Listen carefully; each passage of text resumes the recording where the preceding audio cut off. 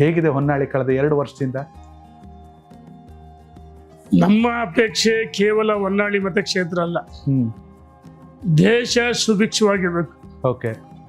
ನರೇಂದ್ರ ಮೋದಿ ಅವರು 3ನೇ ಬಾರಿ ಪ್ರಧಾನಮಂತ್ರಿಗಳಾದ ಮೇಲೆ ವಿಶ್ವ ಭಾರತ ದೇಶದತ್ತ ತಿರುಗಿ ನೋಡ್ತಾ ಇದೆ. ಹೌದು, ಅದು ಭಾರತೀಯರ ಅಪೇಕ್ಷೆ. 146 ಕೋಟಿ ಜನರ ಅಪೇಕ್ಷೆ ಇತ್ತು.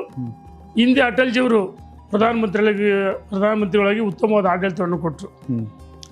ಇಂದು ನರೇಂದ್ರ ಮೋದಿಜಿಯವರು ವಿಶ್ವ ಮೆಚ್ಚಿದ ನಾಯಕ ಮತ್ತು ಸರ್ವೇಲಿ ನಂಬರ್ 1 ಮಾಸ್ ಲೀಡರ್.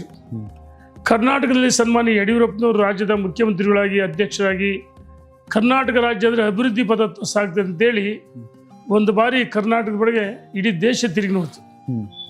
ಇಂದು ಅವರ ಸುಪುತ್ರ ವಿಜೇಂದ್ರ ಅವರು ಅಧ್ಯಕ್ಷ ಆದಮೇಲೆ ಭಾರತೀಯ ಜನತಾ ಪಾರ್ಟಿ ಸಂಘರ್ಷ ಸಾಮರಸ್ಯ, ಕಾಂಗ್ರೆಸ್ ಇವರು ಈ ಸರ್ಕಾರ ವಿರುದ್ಧ ಸಂಘರ್ಷ ಮಾಡ್ತಿದ್ರೆ ಹಳೆ ಬೇರು ಹೊಸ ಚಿಗುರು ಸೇರಿದ್ರೆ ಮರಸೋಬೇಕು.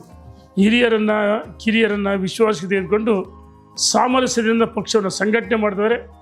ಹಾಗಾಗಿ ನಮ್ಮೆಲ್ಲರ ಒಂದು ಅಪೇಕ್ಷೆ ರಾಜ್ಯದಲ್ಲಿ ಭಾರತೀಯ ಜನತಾ ಪಾರ್ಟಿ ಮತ್ತೊಮ್ಮೆ ಅಧಿಕಾರಕ್ಕೆ ಬರಬೇಕು.